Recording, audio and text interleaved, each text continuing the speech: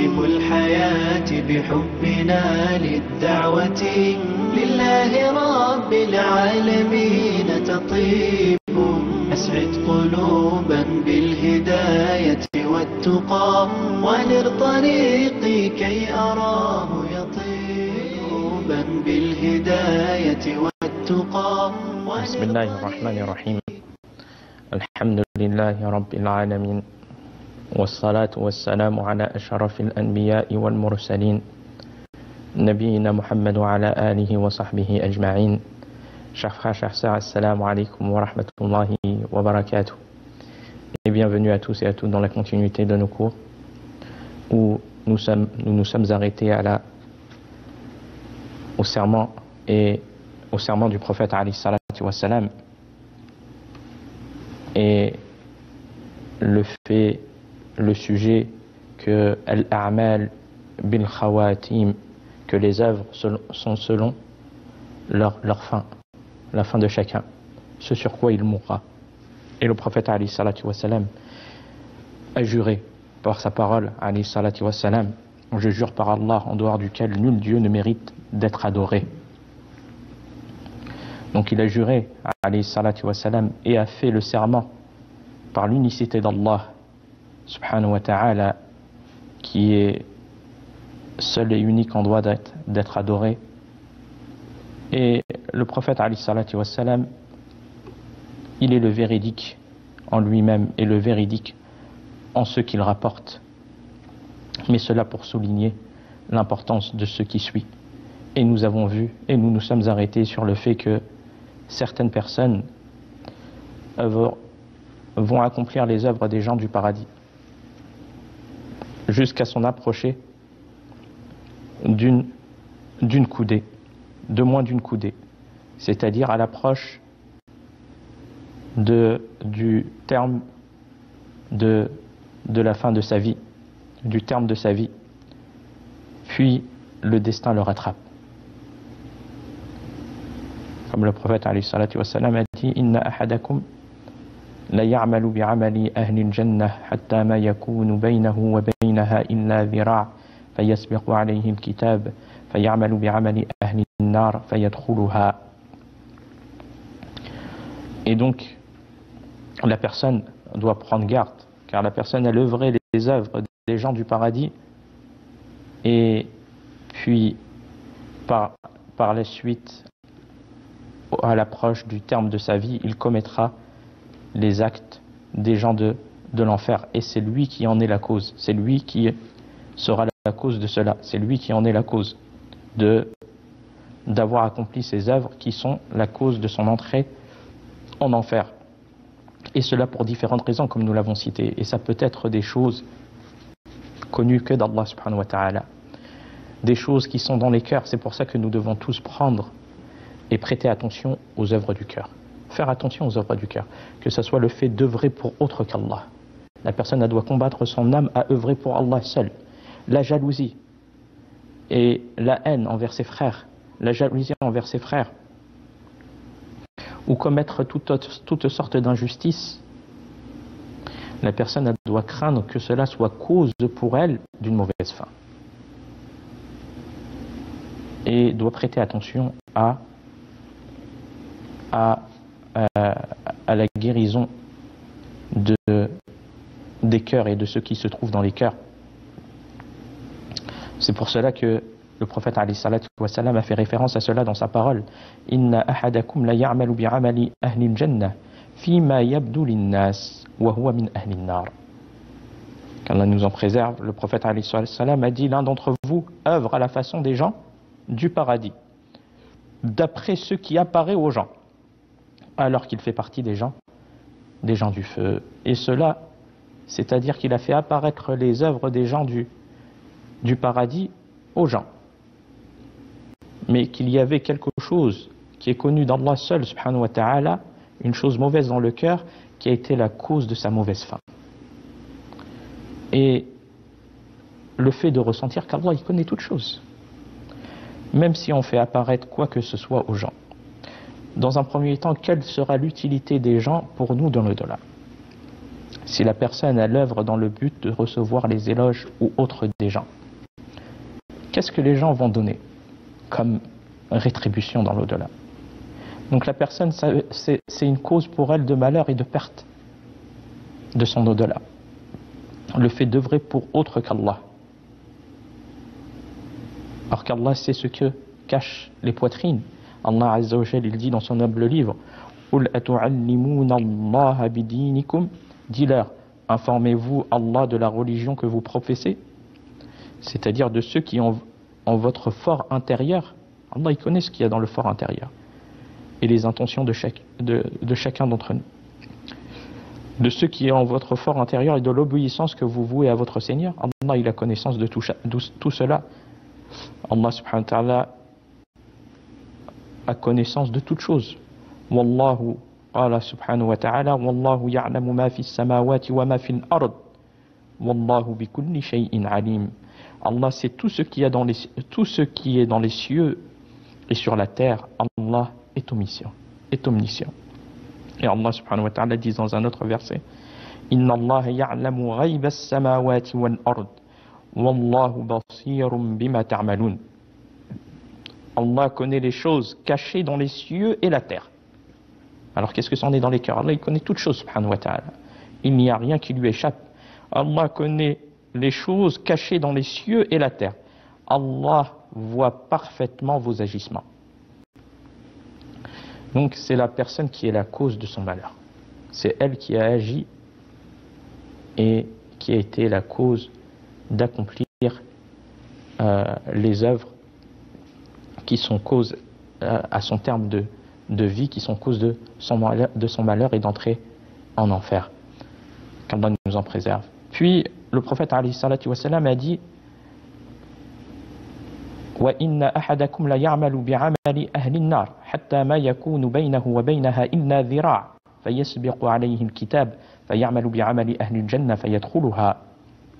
Il dit, et l'un d'entre vous commettra les actes des gens de l'enfer jusqu'à son approcher de moins d'une coudée, à son terme de vie. Puis le destin le rattrape et il accomplira les actes des gens du paradis et y entrera. Donc cela montre que les actes sont selon leur conclusion et leur fin. Comme bonne œuvre ou comme mauvaise action.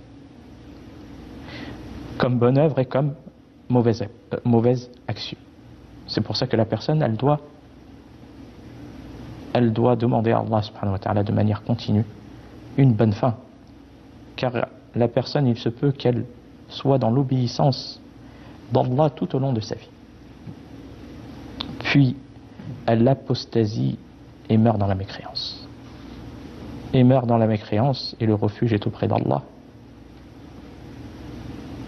Elle meurt sur cette fin qui l'a fait entrer en enfer éternellement. Où il se peut qu'il reste sur l'islam, il n'apostasie pas, mais il reste sur l'islam, mais il meurt sur une mauvaise action, sur une mauvaise œuvre, qui est cause d'entrée de la personne en enfer, même si elle n'y reste pas éternellement, mais afin d'être purifiée de ce péché selon la volonté d'Allah.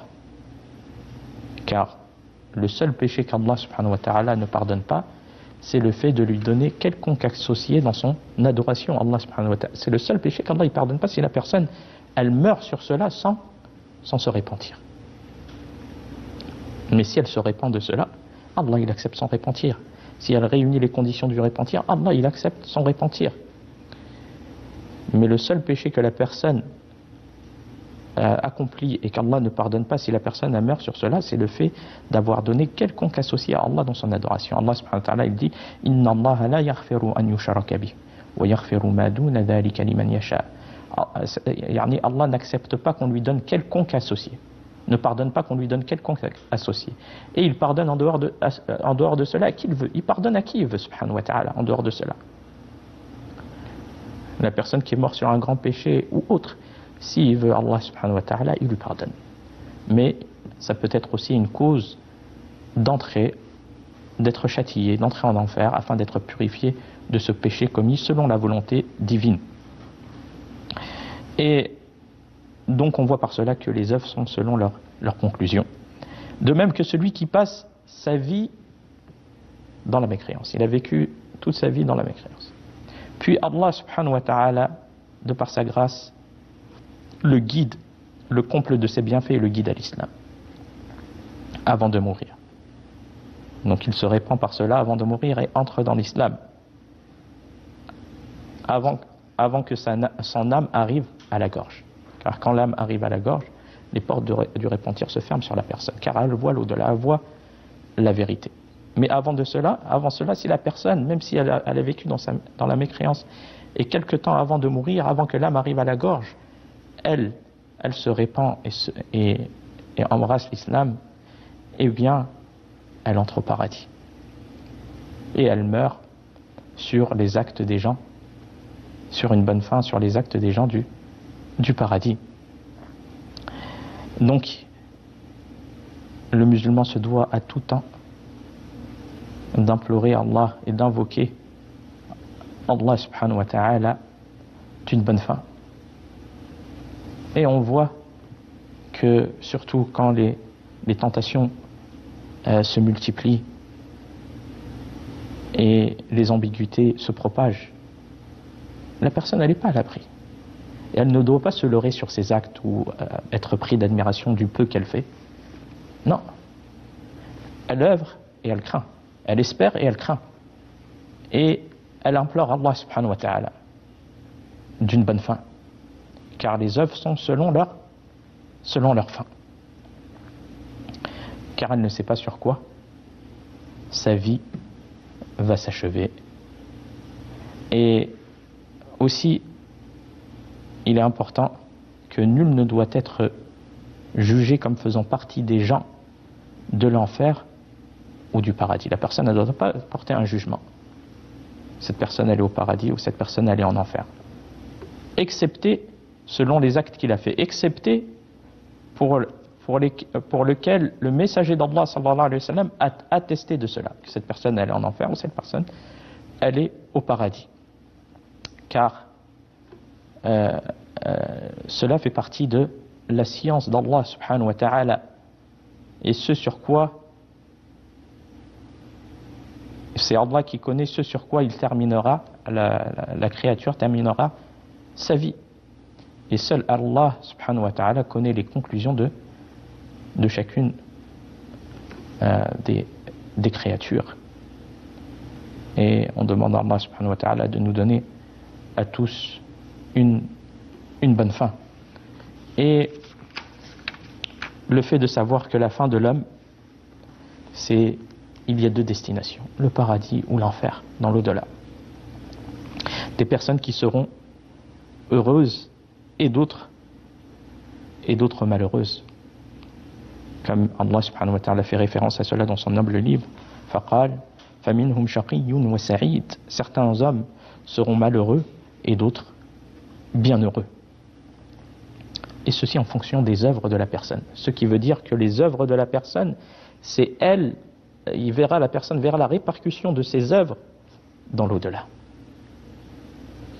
Et que les dernières œuvres, ce sont les dernières œuvres qui sont déterminantes de la fin heureuse ou malheureuse de l'homme, comme nous l'avons cité. La personne, ce sur quoi elle meurt. Et on voit des personnes, par la grâce d'Allah subhanahu wa ta'ala, qu'ils meurent sur une bonne fin, l'obéissance d'Allah, après une adoration. Et même des personnes qui étaient dans la désobéissance et quelque temps avant de mourir meurent sur une bonne fin. Sur une bonne fin. Malgré qu'ils étaient dans la désobéissance d'Allah subhanahu wa ta'ala. Ils sont revenus vers Allah et ont accompli des actes sur lesquels ils sont morts, des actes pieux sur lesquels la personne est morte.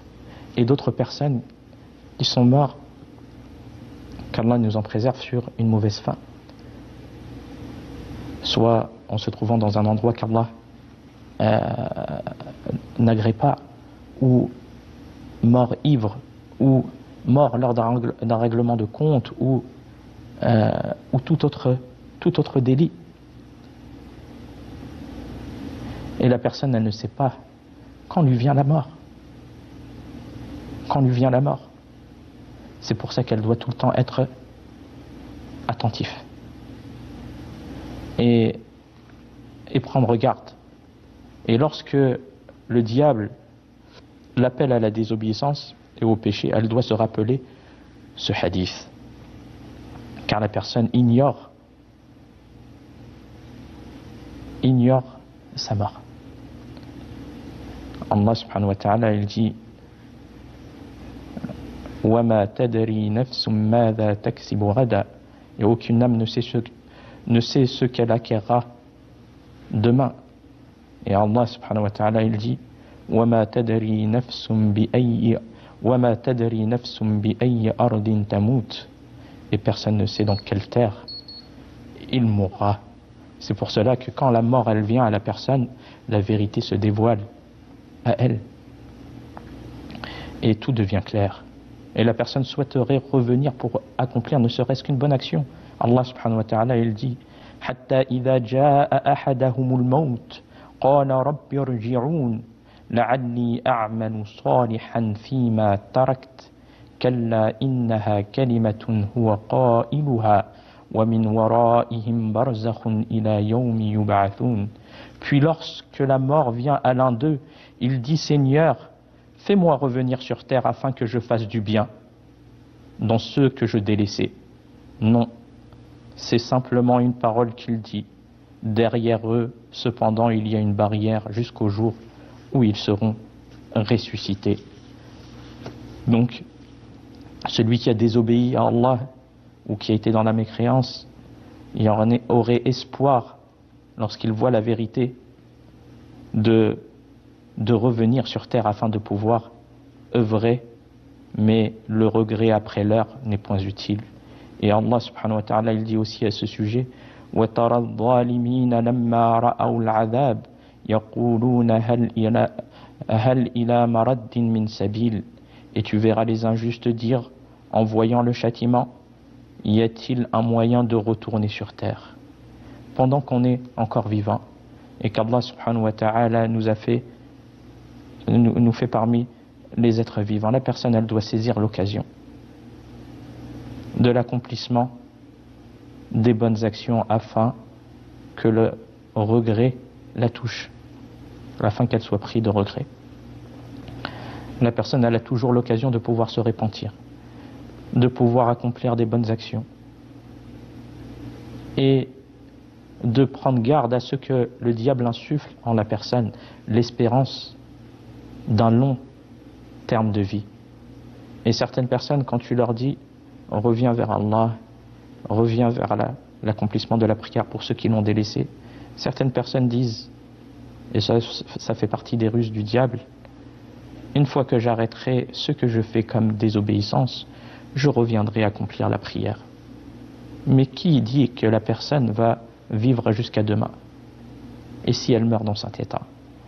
Ou d'autres personnes, lorsqu'on les pousse à accomplir le pèlerinage, ils ont les moyens physiques et financiers, et qu'ils reportent cela à l'année d'après, puis à l'année d'après, avec espérance de longue vie. Et peut-être que la mort qui vient mettre barrière entre lui et la possibilité d'œuvrer cette œuvre dont il en avait la capacité. Donc la personne, elle doit agir dans son quotidien, car elle ne sait pas quand la mort va venir et sur quelle œuvre